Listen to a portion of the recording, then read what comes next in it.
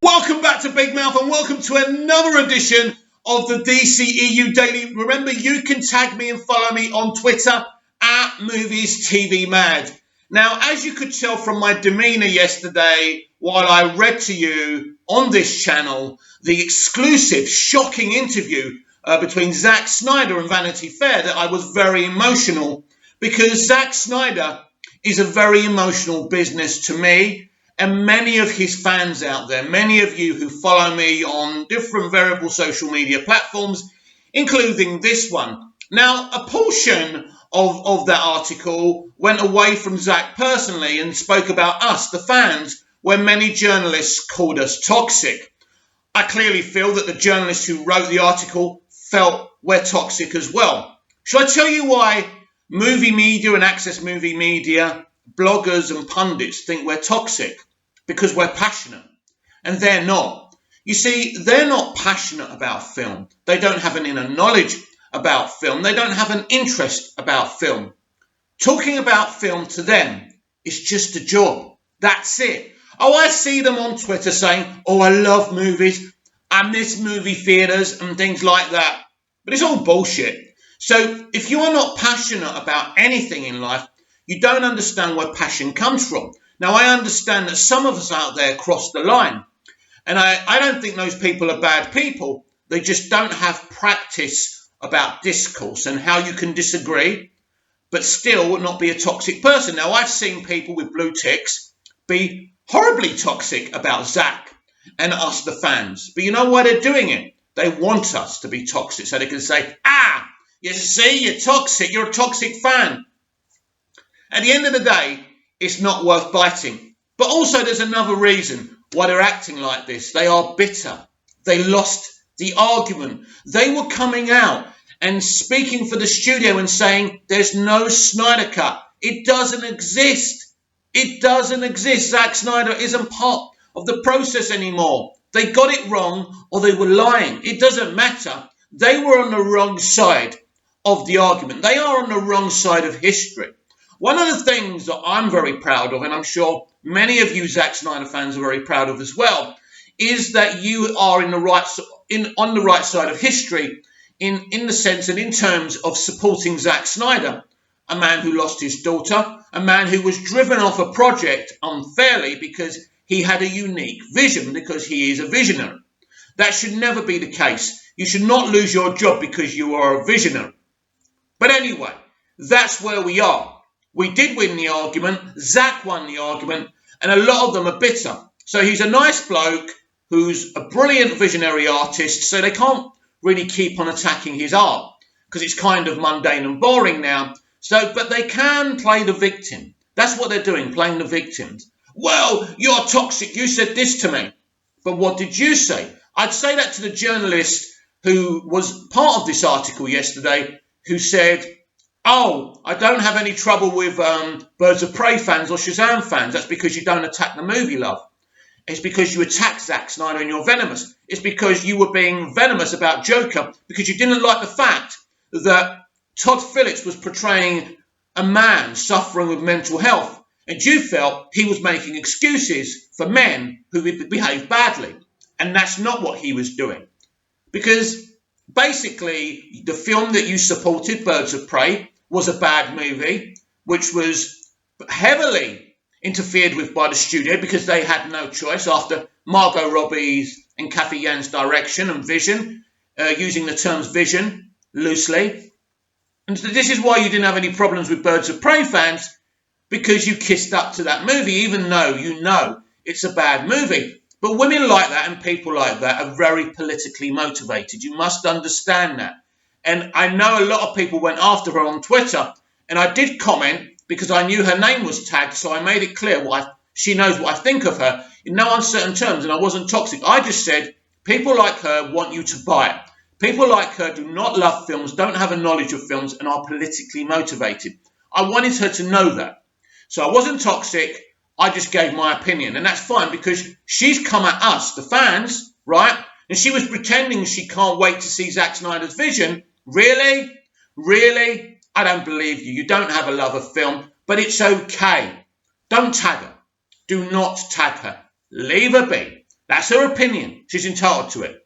If that's the way she wants to conduct herself, right? And if she believes all men are bad and all women are good, let her think that. It doesn't really matter. But it was for me, I went to bed a little bit early and I was very depressed after reading that. As you could see, I was breaking down genuinely. Anyone who says I wasn't genuine doesn't know me. I was genuinely devastated reading that.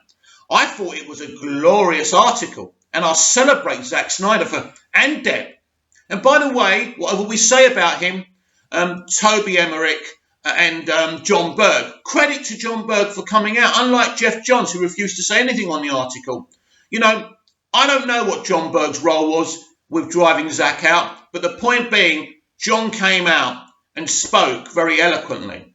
And yes, Chris Wong Spencer made the point on Twitter that Toby Emmerich, whatever he says now, is the guy who said that the Justice League under Joss Whedon wouldn't be very different. It would be still Zack's movie and he'd just be touching some things up kind of thing. So we must remember that, but we also must remember that Toby Emmerich had Kevin Sujihara to answer to. It's very important as fans of Zack that we represent ourselves in the right way. We're not fighting for the Snyder Cut anymore. We've got it. We are fighting to restore the Snyderverse, and that's important. But we don't have to conduct ourselves in maybe quite the aggressive way we were before. I don't want to hear journalists saying we are toxic now. Maybe they can keep on saying it about the past, right? But we have to become better. If someone attacks Zack, isn't it better if we just ignore them and fight for what's right, which is to restore the Snyderverse? And your bums on seats and your subscriptions to HBO Max will do that. That's all you have to do. The hashtags are great as well. We're all going to be, talking about this film when it releases. The buzz is going to be incredible. I can't wait now. Now, very emotional article. Still emotional thinking about it. But something very, very interesting happened in this article that I really didn't pinpoint to. I don't even think I read it out correctly. I was so emotional.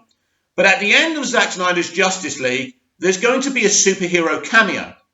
One that's going to break the internet and really excite hardcore DC fans. And this is interesting, and this is what I want to talk about next. Now, because this was announced on the Vanity Fair article, because Zack Snyder told them that there's going to be, a superhero cameo to break the internet, John Bailey, who does Honest Trailers, who voices Honest Trailers, said this. Let's have a look here. So he said, spoilers, it's Vancity Reynolds, basically Ryan Reynolds, hashtag Snyder Cut. And, of course, Ryan Reynolds responded to this. It's not me. I'll repeat, he said, it's not me, but what a cool pirate flag to cameo as Hal. Maybe it's another Green Lantern. But for me, the suit stays in the closet. I mean, computer. So, yeah, he's still very bitter about the costume he didn't wear it. It was CGI, wasn't it? So, is he lying? Is he lying? This is very, very interesting. And I want to continue this discussion a bit because Screen Rant have done an article about it. And so Ryan Reynolds says his Green Lantern isn't in Zack Snyder's Justice League. But again, do you believe him? Do I believe him? I think at the moment it could be absolutely any superhero. Which one it's going to be, we don't know. Now again, it could be a hero, an existing hero. Now Chris Wong Spencer on Twitter again said Grant Gustin, he could be joking, but maybe not. This is interesting if Zack was to implement this multiverse strategy within his own works. That would be interesting, and definitely would hint that Zack's got more to do with the DC cinematic universe than we first thought. So, Ryan Reynolds confirms his version of Green Lantern will not be suiting up again for Zack Snyder's much-anticipated cut of Justice League by Dusty Stone. Ryan Reynolds confirms his version of Green Lantern will not be suiting up again for Zack Snyder's much-anticipated cut of Justice League. Reynolds previously played Hal Jordan in the ill-fated 2011 Green Lantern film before moving on to other more successful projects like 2016's Deadpool. Meanwhile, Snyder's cut of Justice League is one of the most highly anticipated movie releases of the year. Snyder departed to Justice League production after suffering a family tragedy. After a massive fan campaign on the social media, HBO Max signed off on allowing Snyder to complete his version. Recently, Snyder teased a surprising hero cameo near the end of the film, leading many to speculate the film could see the debut of the DCEU's first proper Green Lantern. This isn't a far leap considering HBO Max is currently developing Green Lantern cult TV series. Of course, any mention of the Green Lantern evokes Reynolds' failed version of the character, which has fans of that film hoping it will be his version of Hal Jordan appearing at the end of Snyder's cut. Sadly, according to Ryan Reynolds on Twitter, he's not suiting up again for Snyder's teased cameo. Reynolds has a little fun at the expense of his GL film, noting the suit stays in the computer, reference to the infamous all CGI costume from the 2011 misfire. Check out the tweet below where we've just read it. Reynolds is a good sport about the whole thing, wondering if perhaps it's another Green Lantern who might cameo or even another actor as Hal Jordan. Green Lantern is traditionally one of the founding members of the Justice League, so it was always odd that he's been mostly absent from the DCEU up to this point. There is a Green Lantern core film in early development with writers David Goyer and Jeff Johns attached to the project at different points. The theatrical cut of Justice League featured a non-named Green Lantern in a flashback to ancient Earth, but that's the most we've gotten of the Emerald Ring Slinger so far. Snyder's Justice League is going to be a monster of a film, clocking in at 4 hours, twice the theatrical cut length. The film could potentially be loaded with characters and references that didn't make it to the big screen in director Joss Whedon's compromise cut. We know Reynolds won't be part of the film, but there's still hope that a Green Lantern could make their presence felt. Listen, I always felt that Snyder's version of Justice League was going to bring a Green Lantern member to that, whether it's Hal Jordan or John Stewart or whoever. I always felt a Green Lantern is going to be involved, and I also believe OR will be involved in this film. I believe that. I think that universe will be displayed in Zack Snyder's Justice League Snyder Cut. It's just a theory. But with this hint from Zack about an iconic superhero cameo at the end of the film, it's got people like John Aaron Garza saying, you see, I was right. People like Grace Randolph saying, you see, he said he's going to be in it. I was right. No, he didn't say that, Grace. He said he's not going to be in it. Now, do I believe him? I'm not convinced Ryan Reynolds' Green Lantern isn't going to cameo in this film. I'm not convinced. If this happens, if Ryan does cameo as Green Lantern, this will really attract normies. This hint that we are going to get an epic, iconic superhero cameo at the end of the film also will interest the normies, because cameos always interest the normies because of what the MCU have done with post-credit scenes and cameos. Respectfully, since the inception of the MCU, it works. We know we're not getting a post-credit scene in Zack Snyder's Justice League, right? But we do know now that something... Look, you'd have to be dead, right, not to imagine that the trailers we've seen for Zack Snyder's Justice League and the things that he's leaked are the only things and surprises we're going to see. I think there are so many surprises in this film. You know, don't forget it's over 4 hours, you know. So it's plausible that there's many more cameos and surprises. But what I want to know from you in the comments down below, if it's not Reynolds' Green Lantern, is it another Green Lantern or is it another character? Could it be someone that Zack's kind of picked from another universe? Who knows? I know that Zack has got a great deal of respect for Grant Gustin's The Flash, and he really respects him as an actor because he's spoken about him before. So, and look, anything's possible in this film. We know he reshot some stuff, not very much, but there could be some surprises here. Now, Grace Randolph and John Aaron Garza have always been shouting at the rooftops that Ryan Reynolds will cameo as Green Lantern Hal Jordan in Zack Snyder's Justice League Snyder Cut. Now, I can't stand here and say, Grace, John, you're wrong. I can't do that. You know, it's clear that John thinks he has insider knowledge. Grace feels she has insider knowledge. She's interviewed Snyder before. And so it's not beyond the realms of possibility that they're correct. And I've said this before, nothing will make me more happier. I don't have any ego whatsoever on these things. I don't care if elite YouTubers are right or have an inside track or are best mates with Zack. It doesn't dent my elite ego because my ego is elite right? And I have a lot of self-confidence and bags of self-confidence, even though I don't have a big following on the internet. So nothing will make me happier to see Ryan's Green Lantern, Hal Jordan, cameo at the end of the film. But basically, it could be anyone. I have a feeling it's Reynolds. But this is Zack Snyder. Wouldn't it be typical of Zack Snyder to leak bullshit like this out, that Reynolds was going to play Hal Jordan for all these months, right? Ever since Zack Snyder's Justice League was officially announced by the studio, and Zack, this rumour has come out. Wouldn't it be just like Zack Snyder to have something bigger? What could be bigger than that? Many things. It could be anyone. It could be absolutely anyone, right? And so, what else would excite people? I know, Jeffrey Dean Morgan's Batman, right? Because we know in Flashpoint, in the comic, we see Bruce Wayne's father, Thomas Wayne, become Batman in an alternate future. Now, we know Zack is concerned that he may never be able to do any more DC projects, so he's shot his bullets out there for this film completely. He said that before, right? And so he's giving us Batman and the Joker together. Wouldn't it be amazing, right, if Jeffrey Dean Morgan's Thomas Wayne Batman is actually in this film? I believe it's more realistic to have something like that. Is it Jeffrey Dean Morgan? It's Jeffrey Dean Morgan. Already said his name and already forgotten it. But like last year, I swear Jeffrey was hinting towards things. But I think he's going to be in The Boys as well, because he has obviously a relationship because of Supernatural with the creator of The Boys. So it could be that. So it could be Jeffrey Dean Morgan or Jeremy. I don't even know his bloody first name. I'm losing my faculties. Right, Dean Morgan, Jeffrey Dean Morgan.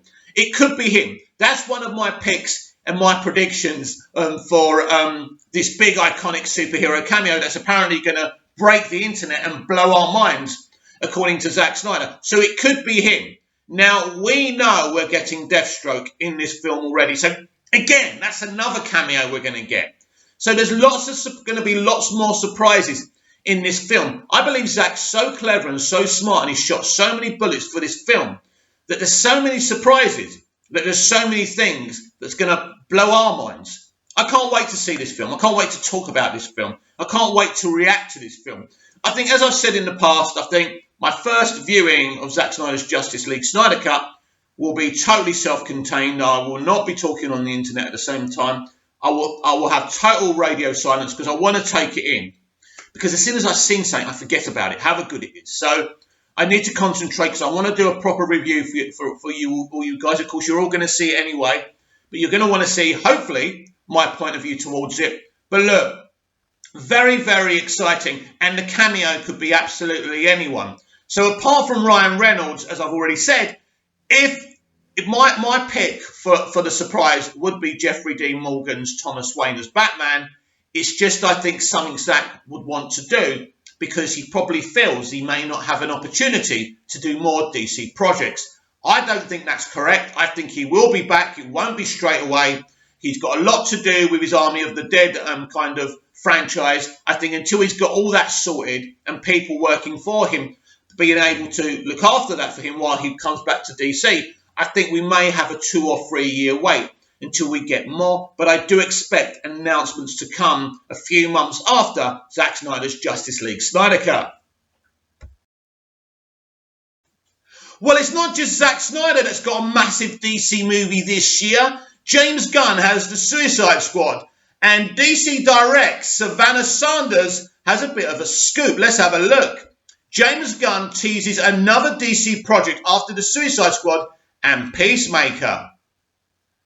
Let's have a look at this. While much of the attention from the DC fanbase is centered on Zack Snyder and the release of his cut of Justice League, at the moment, James Gunn is the DC director who fans will be talking about for the long haul. Despite the connected, overarching nature of the MCU, James Gunn's Guardians of the Galaxy Volume 1 and 2 are unique in that Gunn's voice and style were the film's defining characteristic and talked about as much as its action and characters.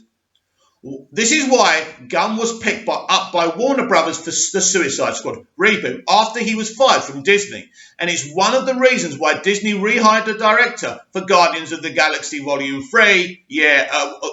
Hamada did a really brave thing by bringing him in. And I think Feige and Disney realised that this was going to be embarrassing for them. Even though the Suicide Squad has yet to release in theatres and on HBO Max, it appears the studio is eager to keep the director working. Peacemaker, the Suicide Squad spin-off series starring John Cena and written and directed by Gunn, is already slated for a January 2022 release on HBO Max. And it now appears Gunn has even more stories to tell within the DCU. James Gunn has another DC project in the works. In a fan Q&A, James Gunn's Instagram story, the director hinted that he's working on another DC project apart from Suicide Squad and Peacemaker. After a fan asked Gunn if he's working on other projects at DC outside of Peacemaker and the Suicide Squad, Gunn responded, maybe just a little. One toe dipped in. Very, very, very interesting. Now, Gunn is one of the more active and transparent filmmakers on social media and well known for his willingness to interact with fans while offering insight about his upcoming projects. It's nothing new for the director. This hint is surprising considering his current workload and that it will be yet another project for DC. In addition to Peacemaker, Guardians of the Galaxy Holiday Special in 2022 and then Guardians of the Galaxy Volume 3 in 2023, as well as his prior writing commitments, Gunn is certainly in high demand. Due to his schedule, the director most likely won't be able to tackle this potential DC project until after finishing Guardians of the Galaxy Volume 3 for Disney and Marvel. This then could mean Gunn will be one of the few writers and directors to cross back and forth between the two major comic book film studios and create content for rival universes. A return to DC could also indicate the director has enjoyed his experience with Warner Brothers and may have had the freedom to pilot this corner of the DCEU in a way that simply wasn't possible in the MCU. Regardless, this hint is great news for Gunn's fans in that it means he has little interest in slowing down and audiences can expect even more of his signature brand of storytelling and characters in the future. Yeah, I think it's absolutely magnificent, but again, those of you who've been following me for a long time on this channel know what I said, how I reacted to Gunn coming over to DC. I predicted he would be picked up again by Disney and Marvel for Guardians of the Galaxy Volume 3. I explained to you that he holds the right to the movie in his script, and they weren't able to nab the script back off of him. They didn't know what to do. Actors wanted to quit left, right and centre after they fired Gunn. So I told you and I predicted that Gunn would return. But what I also said to you is that once he's done with the holiday special and Guardians of the Galaxy Volume 3, Gunn would be done with the MCU. He has nothing else to say about that universe. He's very happy with the DCEU and he's very happy keep on working. Now, he's got his toe, he said, dipped into another project. Either he's not writing and directing it, maybe he's just writing it, or one of the voices on it, or he's only just started developing. So is it another season of Peacemaker? Is it a sequel to his Suicide Squad, or is it something incredibly new? Don't forget, he was offered Superman, and he said, no, that's not the character that talks to me. I don't know that character so well. I'm a big Suicide Squad fan. If I'm going to come to DC, that's what I'm going to work on. So will he continue that? Could he be doing a Harley Quinn standalone movie? Because I think that these are the avenues he'd be interested in, remaining in that Suicide Squad world. But it could be absolutely anything. Could he work with Michael Keaton to do this new take on Michael Keaton's Batman? It could absolutely be anything. Let me know what you think. What's the project that James Gunn has his toe dipped into next for the DC Extended Universe? I know some of you don't like him. I do. I respect him as a creative and I like his MCU films and I'm looking forward to the Suicide Squad. Anyway, that's it for today. If Zach drops any surprises, I'll be back. But please comment down below, like, share and subscribe, and I'll be back tomorrow with even more DCEU Daily. And tell everyone about the channel. Please, I love you.